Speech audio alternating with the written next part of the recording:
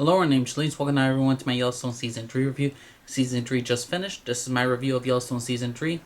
Let me just say this. This is hands down the best season of Yellowstone.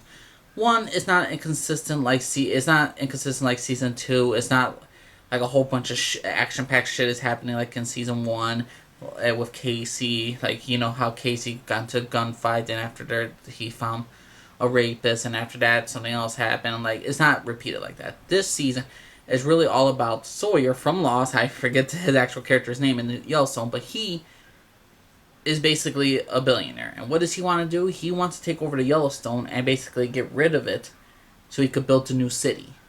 He wants to build cities now, and it wants to be in his name, a legacy that could live on. And John Dunn's in his way. John doesn't want to do it. John doesn't want to give in. His entire family wants to give in. Jamie sees the money. Casey sees the money. Beth is always going to do what her father wants. She's going to stick by her father no matter what. So she's battling Sawyer with stock exchange and all that stuff. There's a lot of great details to the show. Like, John Dunn is basically retiring. He's with Tate, his grandson. He's bonding with him. He's really enjoying retirement in a sense while he gives all his responsibilities to his children. There's a lot of great stuff in Yellowstone Season 3. Now, before I even get into spoilers, let me just grade this season is an A. So, 1, 2, 3, I'm spoiling some of the stuff of Yellowstone. We got more of Rip and Beth. They get married. I'm happy for them. I was so worried that Rip was going to die. Hopefully, he ain't dead. Hopefully, he won't die for a while and all that stuff. Another thing that what happens, we get to know why Beth cannot stand Jamie, why she's always had a grudge against her own brother, or like I hated her own brother and all this stuff.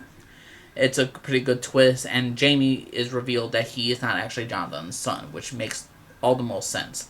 John Dunn never really respected his son, never really loved his son, never really even said the words. And everyone says, oh, Jamie's a betrayer for the family, but to me, Jamie was always like the abused character. Like, he never got recognition. He's done all this stuff for the ranch. And it makes the most sense why John Dutton doesn't love Jamie, because it's not his son. And it's going to lead to a great Season 4, which I cannot wait for Evil Jamie to come around. Or I'm rooting for Jamie to beat the Duttons. To be his actual father.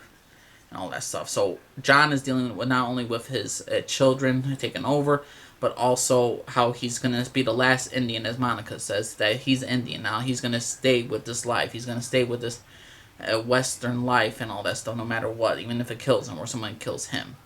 Another thing we have, you know how John Dunn has these cattle ranchers, not cattle ranchers, but the people who work on this place, the Yellowstone, and the people are branded. Well, Jimmy gets a girlfriend. He loses his virginity. He gets an accident during rodeo. He has a great cat. There's two new girls in the road hat and basically in the bunkhouse and all this stuff. Many people get branded. People are being devoted to the Yellowstone, and lines are being crossed about who's going to be with the Yellowstone and who's not. Elvis or Walker returns later on. He has to really prove himself to not be killed, and basically why he has to earn the mark. And there's a lot of great stuff in Yellowstone Season 3.